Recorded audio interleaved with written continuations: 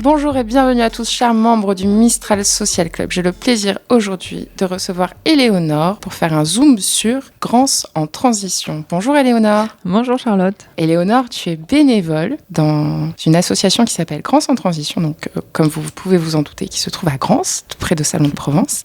Est-ce que tu pourrais nous raconter un petit peu l'histoire de cette association ? Grance en transition, à la base, c'était un collectif qui s'est créé par rapport au pacte pour la transition et aux élections municipales de 2020, pendant lesquelles les candidats aux élections avaient la possibilité de signer certaines mesures du pacte. Donc, quand je dis mesures, ça signifie aller vers un développement plus durable à travers, par exemple, l'énergie, utiliser plus d'énergie renouvelable dans la commune, la mobilité, la concertation citoyenne.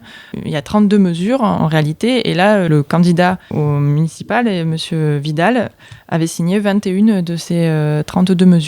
Donc la mairie de Grance s'est positionnée favorablement donc, dans une démarche de développement durable. Est-ce qu'il existait déjà une dynamique en local sur Grance ? Est-ce qu'il y avait des citoyens qui étaient déjà un peu impliqués au point de vue citoyen, je parle, du coup ? Oui, tout à fait. En fait, il y a une association qui s'appelle le Grenier Alternatif. Je ne sais pas exactement, ça doit faire une dizaine d'années ou peut-être un petit peu moins, qui notamment avait créé un jardin partagé sur une parcelle communale.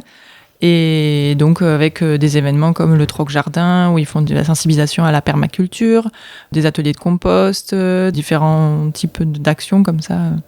Donc ça, c'est le Grenier Alternatif sur Grance aussi. Et donc, suite au municipal et donc le pacte pour la transition, en tant que citoyenne, tu as eu envie donc de t'impliquer davantage sur ces mesures-là, d'y prendre part. Comment vous y prenez part ? Comment vous vous organisez ? Quelles sont un petit peu les missions que vous vous êtes données en tant que citoyen actif de l'association ?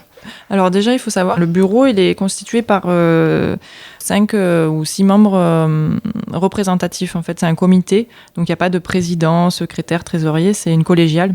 Donc on se réunit une fois par mois à peu près pour voir les actions qu'on peut faire, les points dont on aimerait bien parler avec la municipalité, les points à améliorer ou un petit peu un bilan de ce pacte régulièrement en fait et en prenant en compte en fait les idées des membres de l'association. Oui, parce qu'en fait on s'est créé en association au mois de janvier. Et sous quelle forme étiez-vous avant ?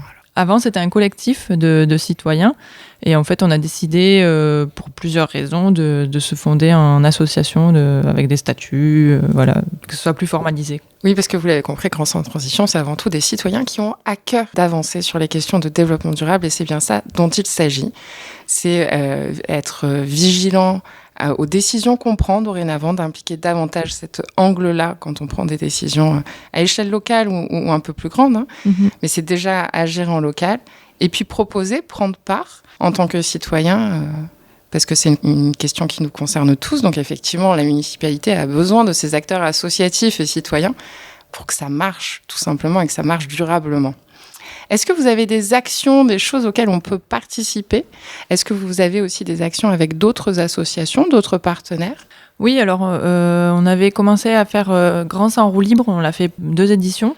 Grance en roue libre en 2022, c'était l'idée de partir à la rencontre des producteurs locaux. Donc sur une quinzaine de kilomètres, à chaque fois on s'arrêtait, on dégustait si possible des produits locaux. Et donc on a travaillé avec un producteur de fraises ou des maraîchers.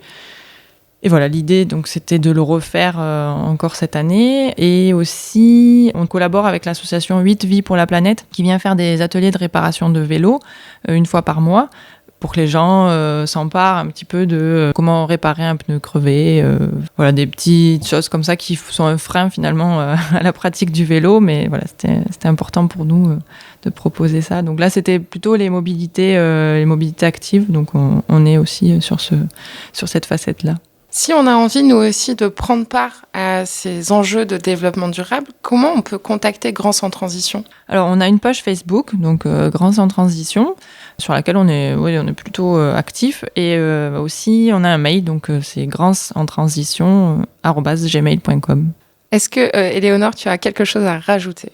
On serait content s'il y avait d'autres membres qui voulaient nous rejoindre, au moins participer à une réunion et voir un petit peu les envies de chacun.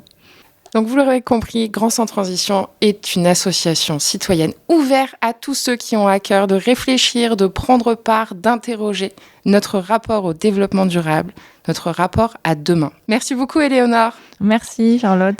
Longue vie à Grand Sans Transition et toutes les initiatives locales qui œuvrent dans ce sens. À très vite sur le Mistral Social Club.